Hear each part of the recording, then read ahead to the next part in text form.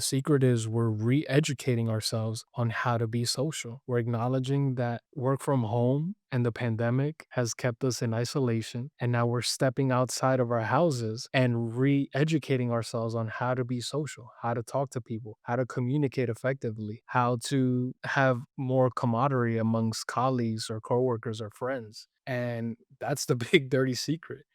One thing that I've done that I've like adjusted because I found myself, I'm like, damn, I never thought of this to be a problem. But if I do want to be more social when I step outside, I should probably tweak this. And is taking my headphones off when I'm amongst a lot of people. Headphones, AirPods specifically, are a human reflector when, when it comes to you wanting to communicate with a group of people. They see you with headphones on, they're like, oh, he's either on a phone call listening to music or doesn't want to be bothered. If you want to talk to people and you want to communicate with people and you want to be more social and you're outside, take the headphones off because it's uninviting when you have the headphones in. Serendipity. That's what taking your headphones off leads to. These moments where you accidentally bump into someone, you accidentally notice somebody's wearing your favorite sports team, you accidentally see that someone is also a MMA, UFC fighting fan, you sign up for a run club, you sign up for a jujitsu class, you're allowing serendipity to take place where everything you were negative about when it comes to socializing, your whole world can change with just one conversation. It could be a really cool girl at the local Dwayne Reed or CVS or wherever you live where you're getting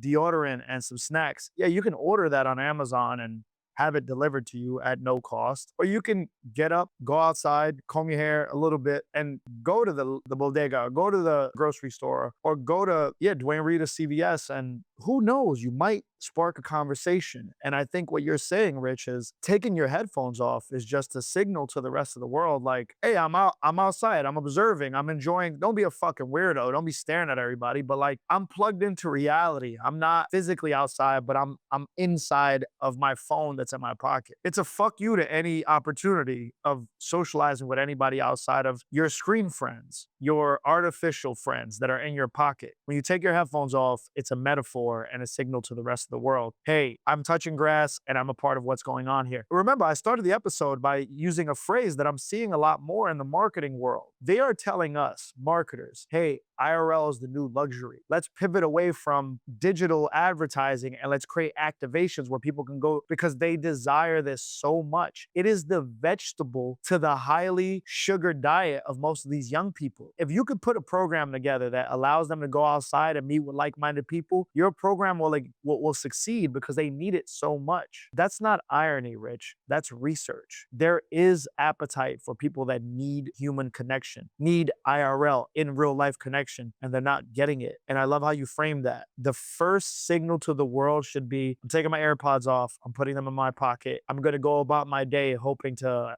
experience the world as it's happening. It sounds hypocritical because if you saw me outside, I'm probably going to have my headphones on, but it's advice to the chef. And Rich and I are the chefs of this show. We need to take 2 scoops of what we're saying. If you want more of life, take your headphones off, experience life as is. Yes. And I feel like you just said the ultimate fucking cheat code that is of this whole episode. And I think this is the solution, just if we're trying to solve for this issue. It's attachment to reality. Everything you do up until this point has to be rooted in reality. We're here now, just the robots are here. They're not coming anymore.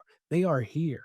And when you log into X or any social media application, it's full of bots and it's full of information and disinformation and artificial intelligence, AI generated information. And, you could be on a website talking to a customer service representative and you don't know whether that's a human or an AI. We are here. So everything that you do up until this point, if you're trying to solve for being at home, feeling isolated, feeling like you have no voice, feeling like you have no friends, you have to do things that get you closer and more connected to reality, to human reality. That is going to help fill that void that you feel of feeling in your a self-made prison of isolation. And bro, I cannot emphasize that enough. That word right there, bro, reality, that is the North Star of this entire episode. The new rule is Keep human mirrors around you if you want to avoid social isolation traps. Metaphorically, what I'm saying is if you've gained weight or you look like a goddamn mess,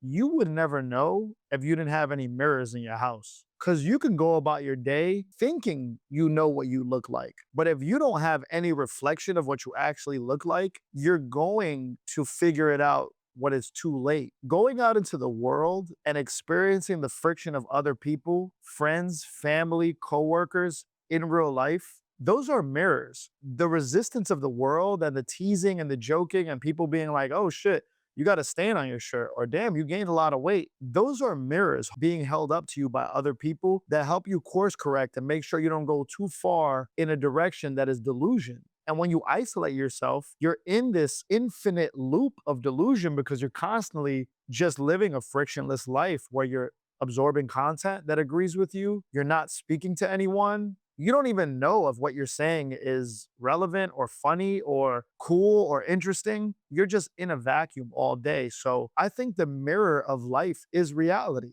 And basically, like you said, Rich, that reality is going to reflect on you whether you like it or not. And it's going to allow yourself an opportunity to pivot or change or make adjustments that are going to make you happier at the end of the day, whether you like to admit it or not. So let that mirror of reality reflect on you and get out of your fucking room and get outside and let the world be your guide.